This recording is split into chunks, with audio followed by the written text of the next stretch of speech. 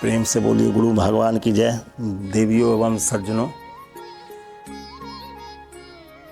तो पोथी पढ़ी पढ़ी जगमुआ पंडित भया न कोई, ढाई आखर प्रेम का पढ़े सो पंडित होए।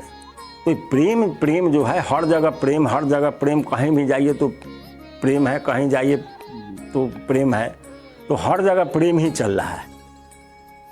प्रेम का कोई अर्थ शायद लोग समझ रहे हैं अथवा नहीं समझ रहे हैं। अब एक मुखिया जी आए तो बताया कि चले गए थे एक पंचायत में, इसलिए थोड़ा आने में विलम्ब हुआ। तो भाई पूछा हम जी मुखिया जी पंचायत कौन चीज़ के था? तो वो था लड़का लड़की के प्रेम का पंचायत। अरे भाई तो प्रेम में पंचायत कहाँ से आता है? प्रेम में तो कोई पंचायत की जगह नहीं है। जैसे सारे गोपियाँ भगवान श्री कृष्ण से प्रेम किए, सब गोपी जीवन भर भगवान श्री कृष्ण के प्रेम में बंधी रहे, कभी कोई उसमें पंचायत नहीं हुआ। भगवान राम और सेवरी का प्रेम हुआ, कभी कोई पंचायत नहीं हुआ। और मीरा और श्री कृष्ण भगवान का प्रेम हुआ, कभी कोई पंचायत उसमें नहीं हुआ।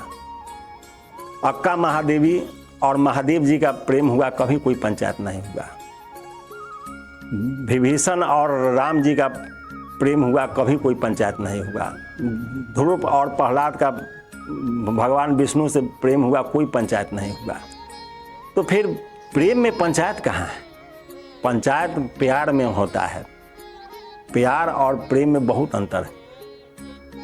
प्रेम आत्मा से आत्मा के मिलन को कहते हैं। अब प्यार जो है वो तन से तन के मिलन को कहते हैं। तो जब तन से तन मिलेगा वहाँ झंझट खड़ा होगा, और जहाँ आत्मा से आत्मा मिलेगा तो सारे झंझट समाप्त हो जाएंगे। तो आज के हमारे जो नए उम्र के जो हमारे भाई बहन हैं, ये लोग प्यार और प्रेम का अर्थ ही नहीं समझ रहे हैं। उस प्रेम में अनेक प्रकार के दुर्घटनाएं घट रहा है। कितने लोग अपने प्राण दे दिए, आत्महत्या कर लिए, कितना लोग अपना घर छोड़ दिए, कितना पागल हो गए, कितना प्राण तक त्याग दिए, फंसरी लगा लिए, जहर खा लिए, ट्रेन में कट गए, नाना प्रकार के उपद्रव उनके साथ होने लगा। क्योंकि प्रेम समझते तो कभी कुछ नहीं होता। प्रेम में समर्पण होता है और प्यार में लोभ होता है। तो समर्पण और लोभ में बहुत का अंतर है। जहाँ समर्पण हो जाएगा वहाँ लोभ का कोई जगह ही नहीं है, कोई जगह नहीं है।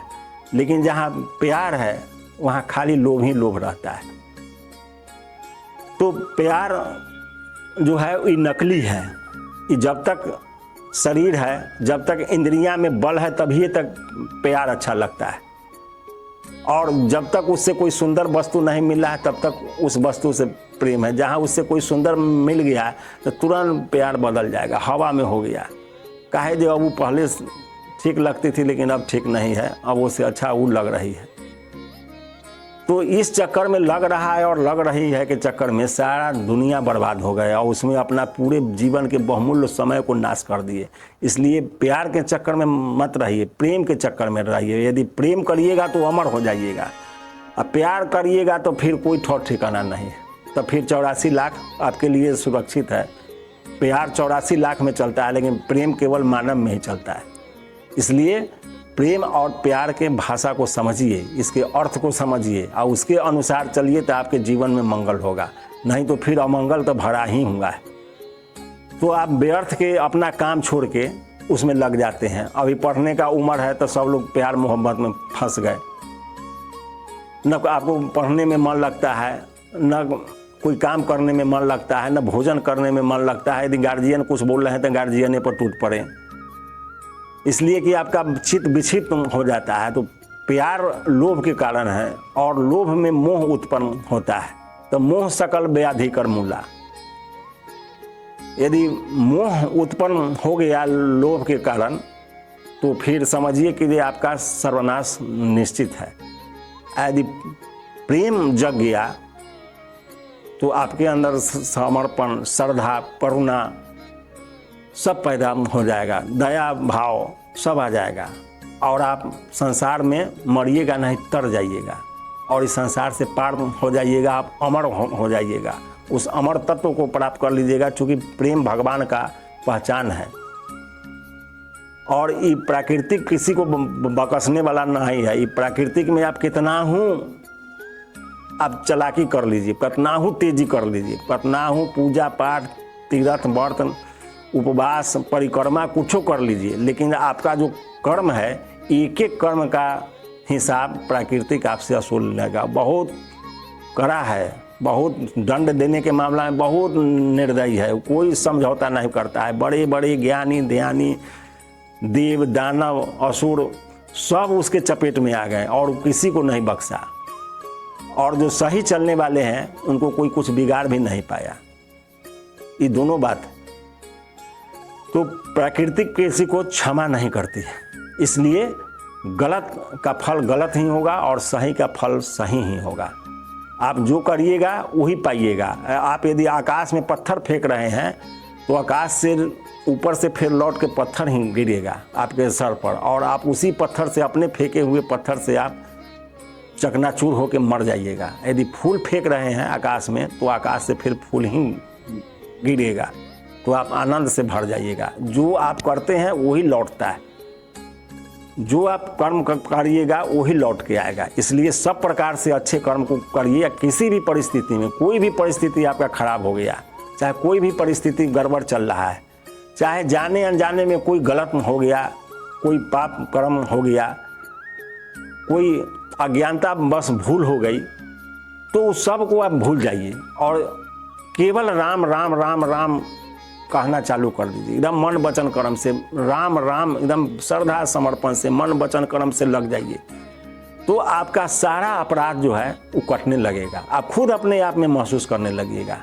आप जो चारों तरफ से आपका वृत्ति जो संसार में भटक रहा है वो सिमट कर एक जगह आने लगेगा और आप अपने आप को शांत और स्थिर पाने लगिएगा। आपके आनंद का संचार होने लगेगा, आपके भीतर में पूरा आनंद भर जाएगा, आप एकदम आनंद से ओतप्रोत होने लगिएगा। तो धन संपत्ति और संसार के बाकी जितनी भी भौतिक वस्तुएं हैं ये सब कर्म के अनुसार मिलता है। तो जो आप कर्म करिएगा उसी के अनुसार आप फल पाइएगा, लेकिन कर्म सही दिशा में करिए। किसी के साथ चोरी बेईमानी ठग धोखाधड़ी झूठ फरेब मत करिए। अपना सम्मान बढ़ाने के लिए किसी पर आरोप लगाना, झूठ बोलना, धोखा देना सबसे बड़ा पाप है। वो सब आपको घेर लेगा चारों तरफ से। दूसरे को आप फंसा पाएंगे या अथवा नहीं, लेकिन आप चारों तरफ से घिर जाइएगा। आप शास्त्र उठा के देख लीजिए, प्रमाण इतिहास में प्रमाण पढ़ लीजिए। जितने दूसरे को सताए हैं बाद में उनको इतना सतना पड़ा है, इतना सतना पड़ा है कि उनका कितना पीढ़ी जो है उसका फल भोगा है। इसलिए गलत से भी किसी को अपराध बोध मत कराइए, किसी को गलत आरोप मत लगाइए, किसी पर धोखाधड़ी का आरोप बिना सोचे समझे मत लगाइए। आप हर परिस्थिति में प्रभु का शरण ग्रहण कीजिए। आप दूसरे को देखने वाले आप नहीं हैं, आप अपना सुधार अपने करिए। अपना सुधार आप करने लगिएगा तो आपका कल्याण होने लगेगा। यदि हर प्राणी अपना अपना सुधार करने लगे तो संसार बदल जाएगा। अपना सुधार करोगे आप तभी मिटेगा भ्रष्टाचार। भ्रष्टाचार चिल्लाने से नहीं मिटता है। इसमें अपना अपना सुधार करिए तो सब कुछ समाप्त होने लगेगा और कल्याण सबका होगा। इसलिए हर परिस्थिति में राम राम जपिए, सब दुख समाप्त हो जाएगा। बाकी कुछ करने की आवश्यकता नहीं है। इसलिए राम कह चलू, राम कह चलू, राम कह चलू भाई रे, ना ही तो भव बिगाड़ में पड़िए, छूटत अति कठिनाई रे। फिर अगले भाग में। जय गुरुदेव।